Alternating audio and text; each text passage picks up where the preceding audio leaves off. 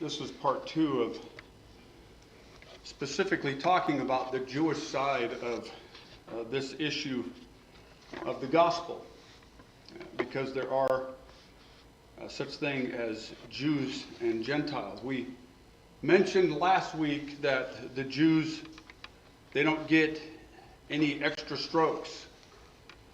They're not favored in the sense that they get a leg up to heaven first.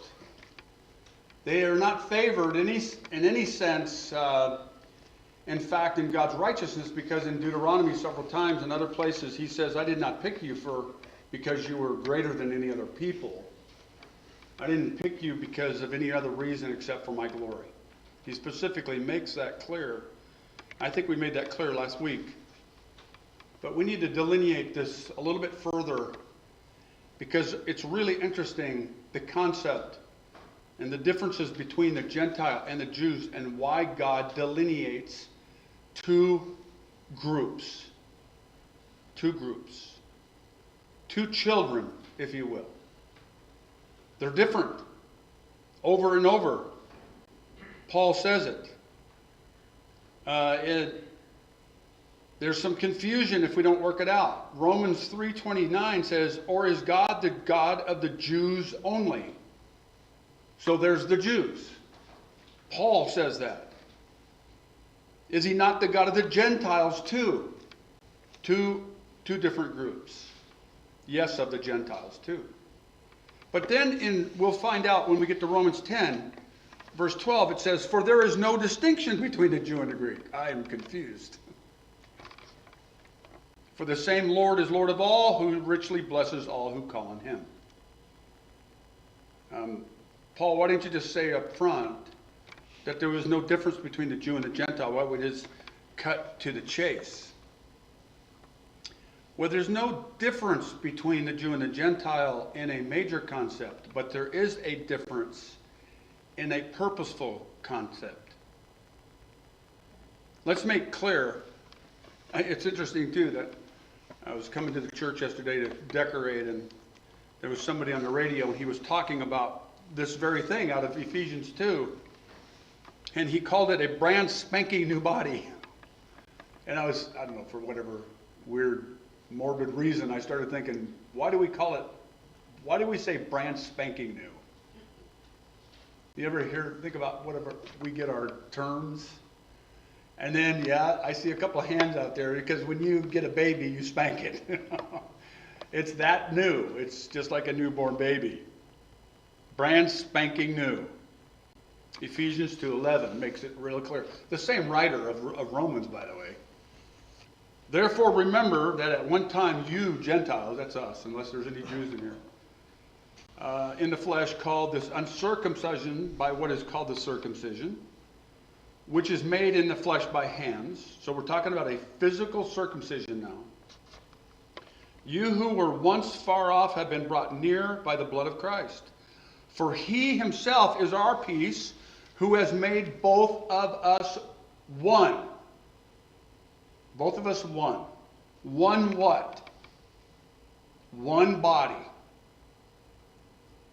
But now, just real briefly, there's one body here. Well, look out there. How many members of the body do you have? And what purpose do you have? What gift of the Holy Spirit do you have? What are you supposed to be fulfilling for Christ? You're a member of one body. He has made us both one. He has made us all one. Fellow citizens with the saints and members of the household of God. In him, you also being built together, members of the same body and partakers of the promise in Christ Jesus through the gospel. So he uses that word, the body, because there's different members of the body. Romans 10:12, for there is no distinction between the Jew and the Greek. But he still calls them the Jew and the Greek. Because in the physical, they're different. And in the purpose, they're different. And that purpose is distinct and forever. It's forever. And it must be made, it was made so, it must remain so in our doctrine, in our theology. It helps us carry the eschatology, end of days studies out. It helps us understand all those things when we understand the distinctions. But it's going to also help us understand the gospel and the righteousness of God and the unrighteousness of men in understanding the purpose. Paul's going to get to it, and it's very eye-opening and helpful. For the same Lord is Lord of all, who richly blesses all who call on him. Okay? So we have that. There's a brand spanking new baby. One body. Okay. So we can dive into our text here. What then advantage has the Jew? Again, see, there's the distinction. If there wasn't one, he would say, well, let's not talk about the advantage because there isn't one. Isn't it interesting? There's an advantage being a Jew. But there's also a great responsibility. I want you to understand that right up front. With this advantage comes a huge responsibility, and it's going to be tough to work through, but we're going to do it. Or, what is the value of circumcision? Physical circumcision. And then he says, much in every way. Now, wait a minute. You and I have always been told the law is bad. The law is wrong. We don't live under the law, or the law is done. Mostly that's what we hear. The law is completely done. And that is true. We do not live under the law. But let's make something clear. The law is never, ever, ever bad. It's good. It's grace. It was grace. Okay? But it was a superintendent. It was a superintendent. It was a harsh teacher. And that's the domineering idea and the difficult part to understand. So there is a great advantage in being a Jew. Now, again, we talked a little bit about that last week. We're going to get into it in chapter 9 more so. We're not going to get into a lot of that right now. But just understand that there is a great advantage to it. He does not elaborate, though. He will mention something, but he doesn't elaborate on the advantage. Okay? He will later some. And so will we. But he references the two members, and that's what we need to understand.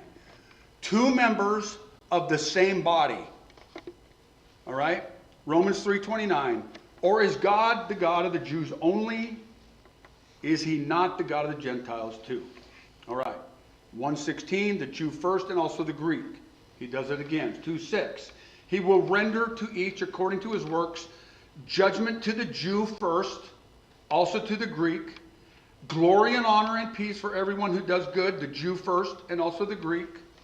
For God shows no partiality. God shows no partiality. So we say, wait a minute. I thought there was an advantage to being a Jew. Remember the idea of purpose. We're going to talk about that more. So, obviously, there is a difference in the physicality, really, of what it is, of the Jew and the Gentile, and the purpose of both. Okay? That's the key that we have to understand. And there's an advantage, and it's based on the work and the reward from that purpose. Okay? There's an advantage. And he talks about the land that they will get. That they were given certain things. Here's the one thing that he mentions. And it's the one thing that he focuses on. There's others. But this is the one thing that he mentions. To begin with, the Jews were entrusted with the oracles of God. We weren't. We're the first fruits of the Spirit. You see the purpose? The bride is the first fruits of the Spirit of God, Paul says. But they were giving the oracles of God. Remember last week we talked about special and general revelation. That every human being has general revelation. You look out there, you see design. But in the special revelation, they were giving the oracles of God. And in the special revelation, we were given the Spirit. And the New Testament, if you will, as well. And the revelation of Jesus Christ through Paul. Okay? Special revelation. But right up front, to begin with, they were given the oracles. Now watch. Oracles they couldn't keep. Oracle, much more than that. Oracles God knew they couldn't keep. Oracles and writings and scriptures God knew they wouldn't keep. Oh, so now we have a mean God, right? See, that's where Paul's going to go with this. He's going to work through this. But the purpose of them getting the oracles is absolutely huge. It's humongous. That's why the reward is humongous. All right? They have the seed of Christ that comes through their lineage. Theirs is the adoptions of sons. There's the divine glory, the covenants, the giving of the law, the temple, the promises. They get all of that stuff because of the responsibility that was given to them through the oracles. However, with responsibility, I mean, with what's the terminology? With great power comes great responsibility. I think that old term, movie term, I think it is. But if you think about it, with great glory, with great responsibility comes more responsibility. God holds them responsible for what He's given them, and it's a higher level of responsibility and goal and rewards and other things than just the normal human race would get when they only have general revelation. Now that they have a special revelation, the responsibility goes way up. You see, this is a huge clue. The only thing that Paul mentions here when he says there's much advantage is the oracles of God. So we go, okay, wait a minute. We want a list. And he only mentions the oracles. And this is a huge clue for us. It helps us out. Oracles is singled out. But they couldn't keep it. And they were never destined to keep it. They were never destined to keep it. Just ask Adam and Eve when they told that their seed would bring the righteousness to the planet. So now, let's first deal with this idea. And I know this seems like it's going back a little bit, but I want to first deal with this idea because it plays into it in a huge way. The idea of a physical circumcision, okay? Why a physical circumcision? Genesis 17:12. Generation after generation, he's saying to Abraham, or Abram at the time, every male must be circumcised when he is 8 years old, including those born in your household and those purchased from a foreigner, even those who are not your offspring, every member of the body, whether they are born in your household or purchased, they must be circumcised. My covenant in your flesh will be just until Moses. So, see, think about this. The Abrahamic covenant was signed by God and actually by Abraham with circumcising his kids. Abraham's signature was the circumcision. God said, this is what you're going to do. It's not going to be up to you, but I want your signature on the line.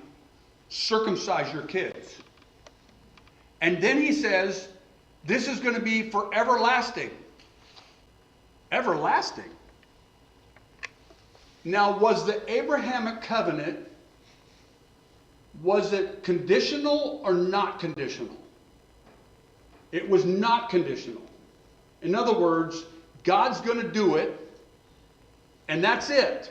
Abraham was asleep when God carried out the covenant, when God signed the covenant, if you could put it that way. Abraham was asleep.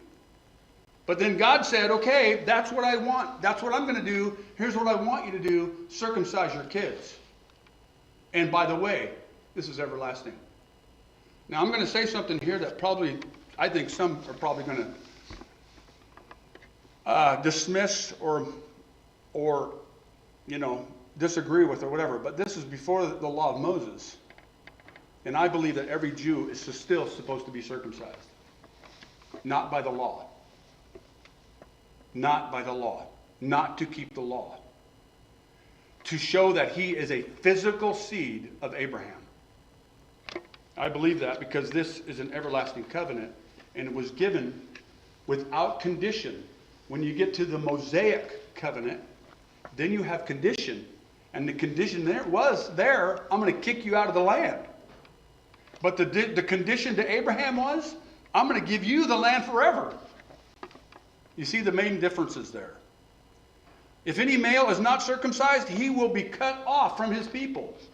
He has broken my covenant. Which covenant? Not the Mosaic.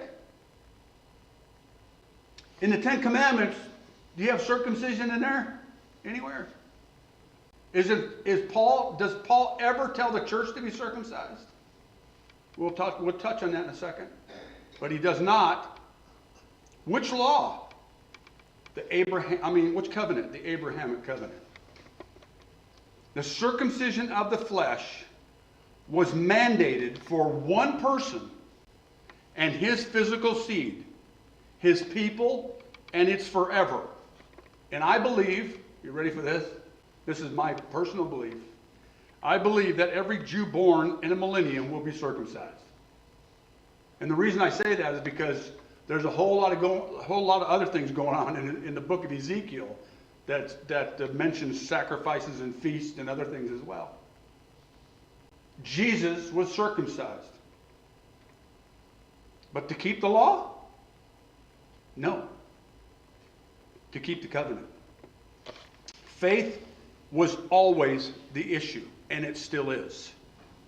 For we say that faith was counted toward Abraham as righteousness in chapter 4 of Romans. How then was it counted to him? Was it before or after he had been circumcised? Abraham's faith came before he was circumcised. It was not after, but before he was circumcised. He received the sign of the circumcision as a seal of the righteousness that he had by faith while he was still uncircumcised. The purpose was to make him the father of all who believe without being circumcised, so that the righteousness would be counted to them. That's us, by the way, who believe. We don't have to be circumcised. But he was the father of those who believe, and the sign was the circumcision to him. And to make him the father of the circumcised, who are not merely circumcised, but also walk in the footsteps of faith that our father Abraham had before he was circumcised. Now, right here, this basically is saying that Abraham is the father of the believers, whether they are circumcised or not. Okay? The one body, one man, but there's a circumcision and an uncircumcision. That's how that's connected. So why the circumcision? It was a sign between God and Abram of the Abrahamic covenant. And then he says in Genesis 17:8, and to your descendants I will give the land where you are residing, all the land of Canaan, as an eternal possession, and I will be their God. To who? Who does the land go to? To the circumcised, the physical circumcised, okay? And then in chapter 15 of Genesis, in that same day, the Lord made a covenant with Abram, saying, unto thy seed I have given this land. And then Mary, and I always like to go to the New Testament, and I think last year or the year before, I can't remember, but I started the Christmas season with this idea of Israel being right up front when Jesus Christ is born and Mary's singing. It talks about Israel. Mary sang about Israel. He has helped his servant Israel, Mary says. Sang. Remembering to be merciful. And he promised to our fathers, to Abraham and his descendants forever. What? Promises and land. So then, just a little bit of a side note here. In Acts 15, the believers of the party of the Pharisees rose up. It is necessary to circumcise them, the Gentiles, in order that they keep the law of Moses. You see how the Jews got prideful and went off. All right? So you can go to that extreme. But let me tell you what Paul did at one point. In Acts 16, what did he have Timothy do? he had them circumcised. Because he was half Jewish, by the way. And they were going to the Jews. So he did it out of love. They were doing it out of the law. Okay? That was just a little bit of a side note. So he set them apart, and he was asking the Jews at that time to set themselves apart from the other nations and to carry the oracles of God. And these oracles of God reveal God's righteousness to the nations.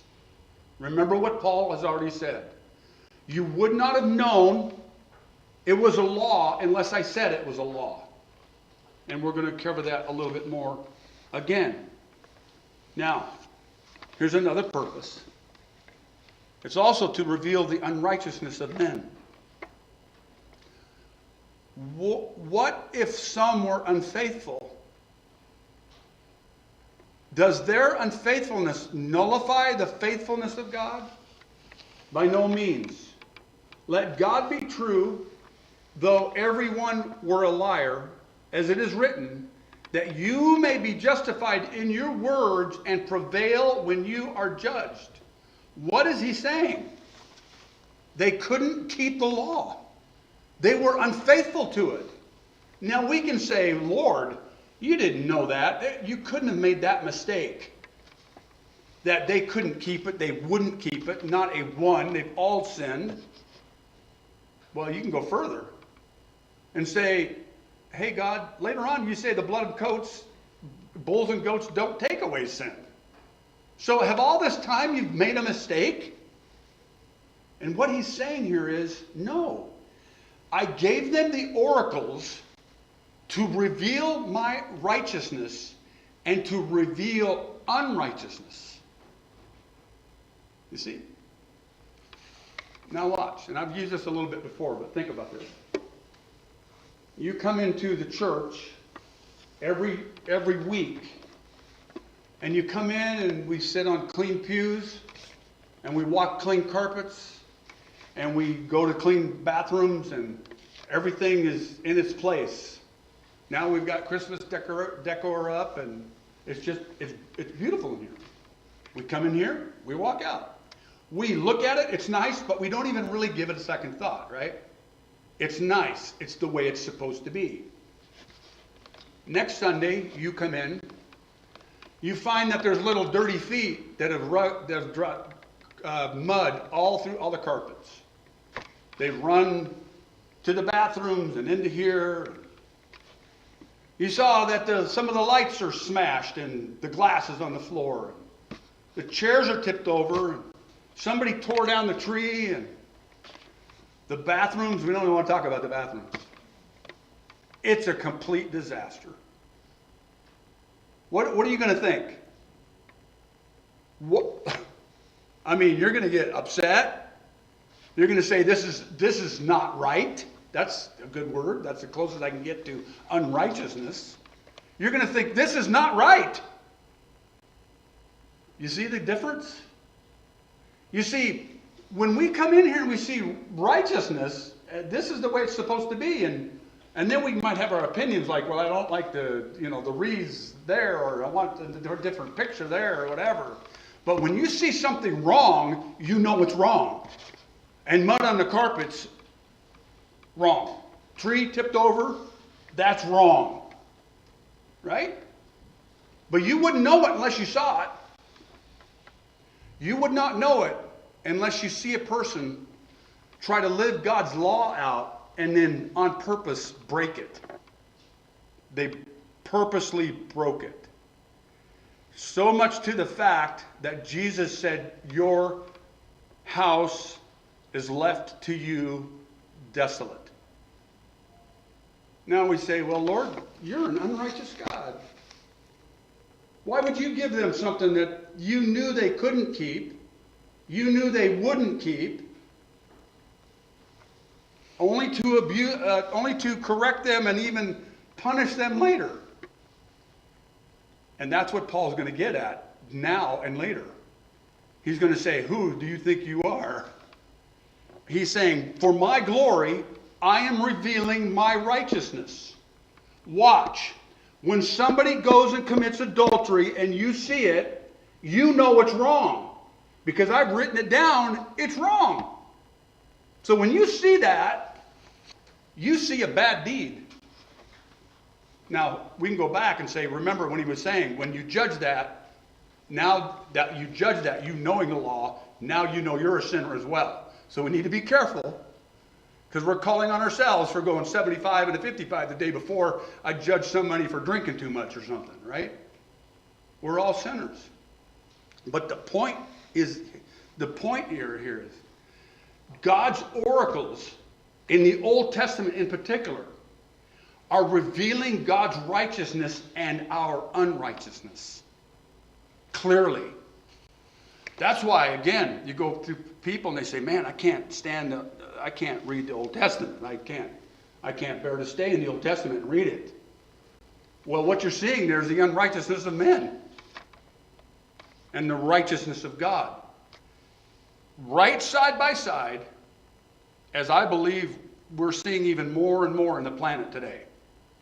You're going to see the bride of Christ shine brighter and brighter, and others fall away, and only to reveal the unrighteousness of men.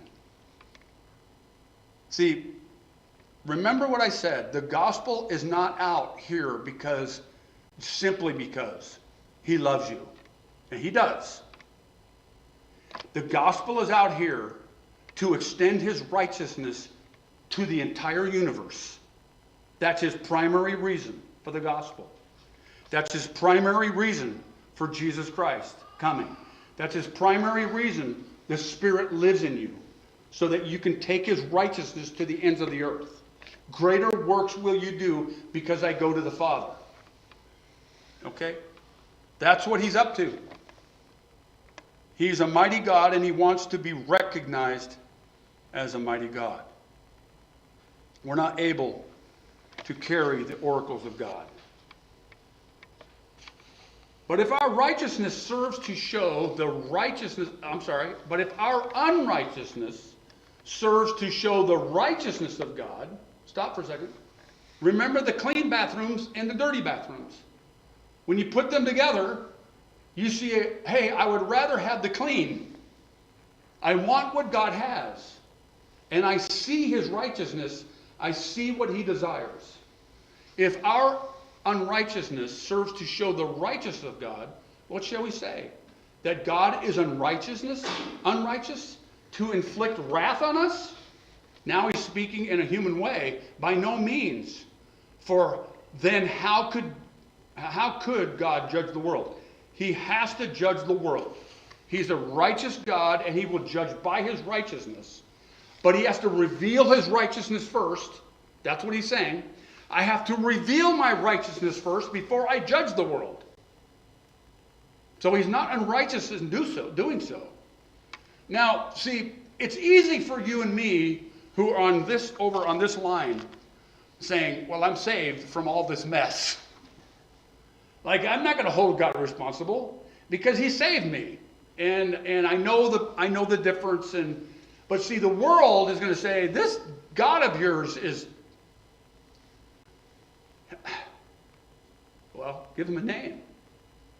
But you and me are going to say, wait a minute. First of all, he's God. He can do whatever he wants. He's a sovereign God. Secondly, he has a purpose in revealing his unrighteousness to the nations, so that people will say, wait a minute, I don't want to be like that. I want that. I want the righteousness that comes from God, which is found only in Jesus Christ. The law couldn't do it. And that's Paul's point.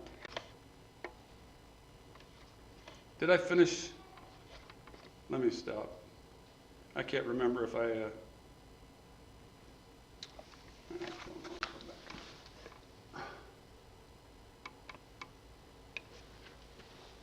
Yeah, we could finish. But if through my lie, God's truth abounds to his glory, why am I still being condemned as a sinner? And why not do evil that good may come, as some people slanderously charge with us, saying their condemnation is just? So there's two arguments that Paul is just putting to rest really quickly here. He's saying that God is giving us the truth, we're breaking it, that reveals that I'm a liar. It is God's responsibility, he is doing that, but it's my fault because I'm the sinner. And so that's what God is doing in the first case. In the second case, he's saying, well, okay, and this has been done by groups. Well, let's just go eat, drink, and be merry, because God's grace is going to be revealed. All of his righteousness. If we just go party and be evil, you're going to know God, because that's so evil. And to be frank with you, there's a little bit of truth in that. But the point is, if you do that, the consequences are, first of all, you don't love God. Remember, love me, keep my commandments. And secondly, God's saying that's not what it's for. The idea is that you will not willingly go do it, break God's law. It's that you can't do it. You can't keep God's law. So it's not whether you're willing or not. You can't. So the righteousness and the righteous oracles of God have been revealed to reveal God's righteousness and our unrighteousness. See, now going back to the court case, when a prosecutor is laying out a court case, he can lay out the law, he can lay out how it was broken, and then the judge can say, okay, to what degree, and what do we do about it? And so once that comes, the case comes to us, and to be frank, once God brings that case to the world, he's a righteous judge. Here's the case, here it is, and now I'm ready to judge the case. And that's what he is working up to. But remember, at the end of the case, there's this ransom that's going to be paid. The mediator is going to step in. But it's got to be judged first, based on God's righteousness and our unrighteousness. And why not do evil that good may come, as some people slanderously say? What then? Are we Jews any better off? No. Now stop for a second. Remember, Paul said that there was an advantage. And there was an advantage. Remember, it was the promises. Remember, it was the responsibility. There's an advantage to having those. But that doesn't make them better off as far as sin and righteousness, okay? In fact, we're all the same here, he says. Not at all. For we have already charged that all, both Jews and Gentiles, are under sin. As it is written, none is righteous, no, not one. No one understands. No one seeks God. All have turned aside. Together all have become worthless. No one does good, not even one. Their throat is an open grave. They use their tongues to deceive. The venom of asp is under their lips. And there's more that I could keep reading there. And I'm just not going to, because Dawn has already read it. We're all under trouble, is the point. The two members that would be of the one body are in the same trouble. Okay? Firstly, because it was written in our hearts. Secondly, because it was given to them and then revealed to us, by the way, through the Word of God. So we're all under the same trouble. There is no advantage as far as that's concerned. Now, watch this. Jeremiah 9:25. Behold, the days are coming, declares the Lord, when I will punish all those who are circumcised merely in the flesh. I thought there was a great advantage. You've heard people, I'd like to be a Jew, I'd like to live in Israel, all those kinds of things. They've been given the oracles and they've been given the promise, but they also have the responsibility of it. And when they broke it, the judgment comes to them first. And in them not returning to God, he says, okay, now that you've broken this and you have not returned to me through my Son, I'm coming and I'm going to discipline every Jew that's circumcised physically. There's one caveat we can get to at some other point, and that's the Jew that has found Jesus Christ. But every Jew that doesn't live by faith is circumcised physically is going to be punished. Every one. Amos 3:2. You only have I known out of all the families of the earth. Therefore, I will punish you for all your iniquities. So now, again, as mentioned last week, we're all on the same playing field. We're all under the same condemnation. Now, we're going to jump ahead a little bit. And this wasn't read this morning, but I don't want to end on that sour note. I'd rather end on this one. Romans 3:21. But now the righteousness of God has been manifested apart from the law. Although the law and the prophets bear witness to it. The righteousness of God through faith in Jesus Christ for all who believe. For there is no distinction, for all have sinned and fall short of the glory of God. So we get it. One body, two members, under sin, under condemnation, living unrighteously, couldn't keep the law. Now the righteousness of God has been revealed in what? In who? Jesus Christ, who carried out the law by what? How did he do it? By keeping the law? Or by serving his Father? Did he say in John 14 through 17, I have loved the Father, I've kept his word? He's fulfilled his purpose in Jesus Christ? Absolutely, as a son.